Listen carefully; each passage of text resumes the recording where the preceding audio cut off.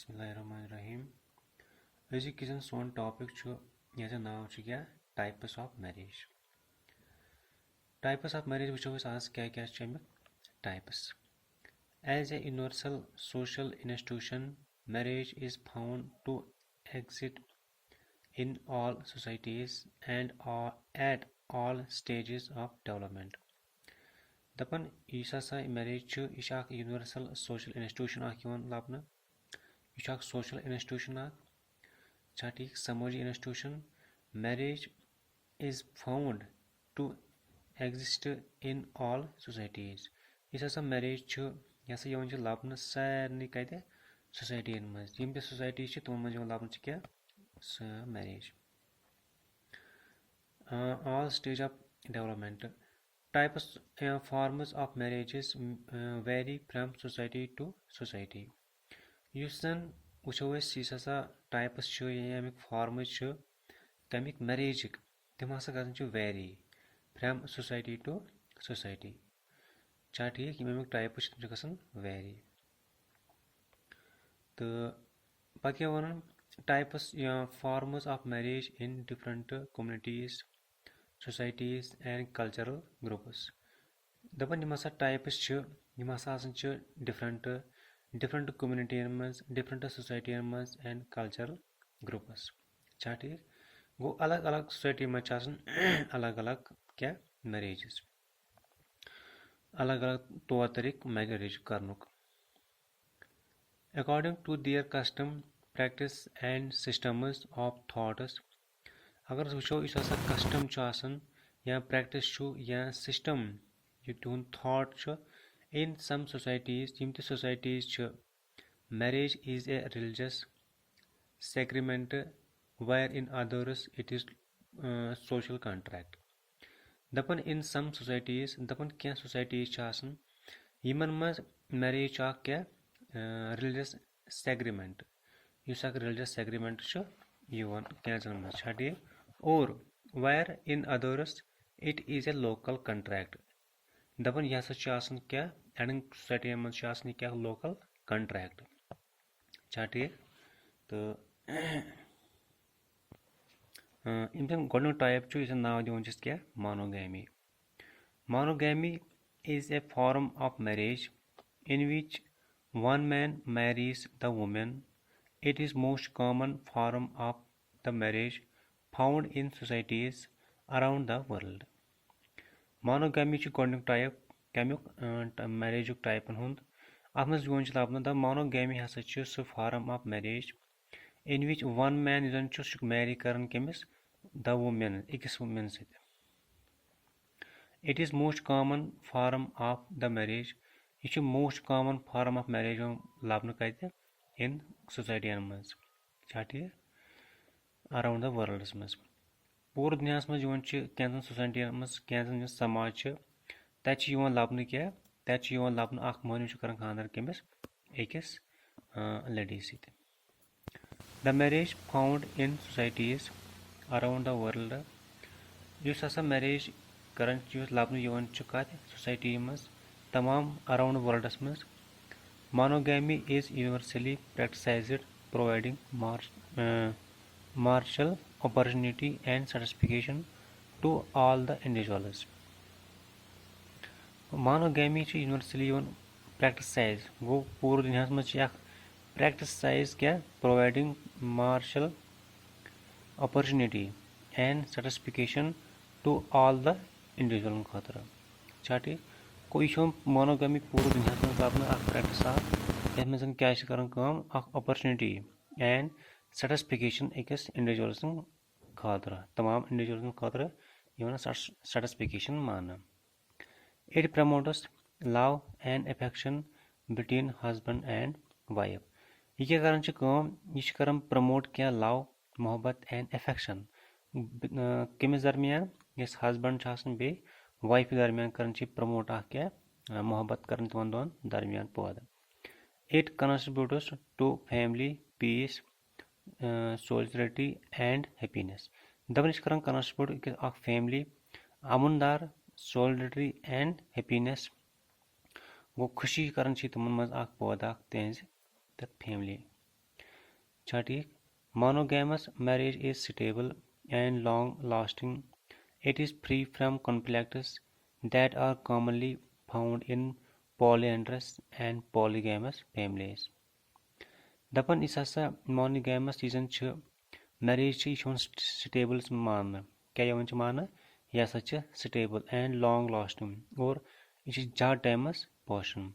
It is free from conflicts दपन यह छ यम ति conflicts वतन छ तमन खतर मन छ आसने free ततन छ आसने दूर that are commonly found in polyandrous यह commonly यवन छ लबन कते polyandrous मज and polygamous family मज. Monogamous marriage gives greater attention to the socialization of their children. Yes हसा यह monogamous marriage छ यह क्या दिवन छ अस greater attention वारिया अख attention दिवन छ केम खतर socialization खतर पने समाज खतर छा ठीक कंदन पने children खतर. Women are given very low position in polygamy where their rights are never recognized. दपन यम हसा इस वुमेन छ वुमेन मज करन छ काम तो women are given very low position in polygamy where their rights are never recognized. Yes हसा women छ आसन यह छ अख इमिस यवन छ वारिया low position दिन कते polygamy मज और यमन तीन rights छ आसन तम छ जहत यवन क्या प्रजनाना. In monogamy, women enjoy better social status. दपन इस monogamy छ अत मज दिवन छ इस women छ आसन यह बड़ enjoy करन कत मज social status मज छा ठीक. There are two types of monogamy. दपन monogamy मज छ आसन ज types छा ठीक. अगर अस वुचो इस हसा types छ monogamy हिन अत मज छ अक type serial monogamy. In many societies individuals are permitted to marry again, often on the death of the first spouse or after divorce, but they cannot have more than one spouse at one and the same time. Serial monogamous यवन छ लबना यम ते वारिया society छ आसन इस individual छ आसन इस तमिस यवन परमिट करना क्या सु परमिट करन मतलब टू मैरी करन मैरी छ ठीक. Again often on the death of the first in case अगर मुझे death गैस गॉडनिकिस खानदार से गॉडनिस खानदार ने after that क्या करन छ या divorce गसन छ but they cannot have more one spouse सुना से एक ब्याह मतलब क्या करत ब्याह रिश्ते कर सो कहीं दे at one and the same time को अपने जीवन में सुधार देने की तो एक ब्याह रिश्ते करे. Straight monogamy मस in straight monogamy the marriage of the individual is not allowed. अत मज क्या यवन छ monogamy मज जब इस marriage करनस individuals क्या यवन allowed करना कहीं दे.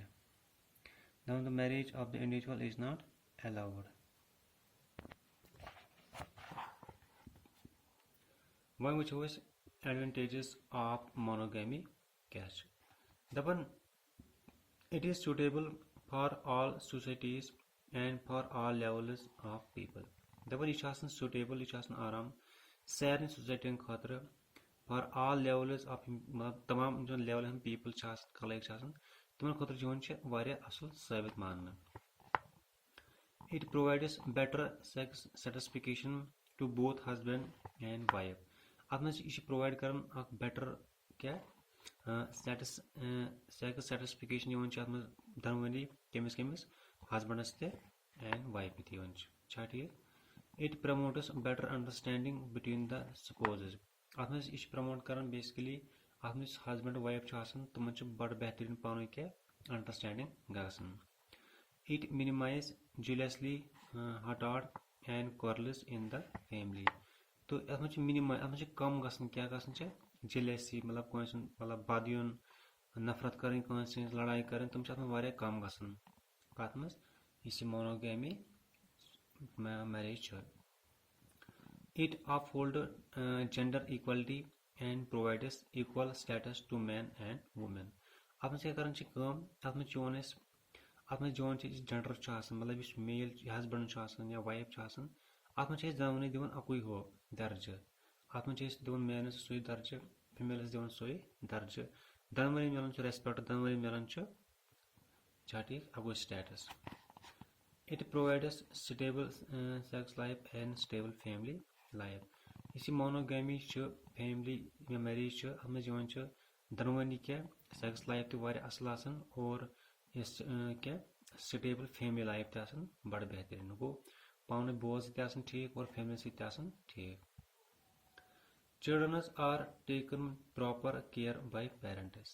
Children यम बच्चे तम क्या तम proper care वातान कौन पेरेंटन it facilitates easy rules of inheritance and succession छा ठीक गई यम कैसा गई यम गई अमिक मतलब कम एडवांटेजेस छा ठीक ये कमिक एडवांटेज ऑफ मोनोगेमी अम पे वो हसा डिसएडवांटेज कम मोनोगेमी सह क्या the only disadvantage of monogamy is divorce which is resulted due to the monogamous boredom गो अत मे अको डिसएडवांटेज सह क्या गो सह गो डाइवोर्स गो डाइवोर्स बाकी कहीं पॉइंट नंबर 2 नाव दिवन क्या नाव पॉलीगैमी छा ठीक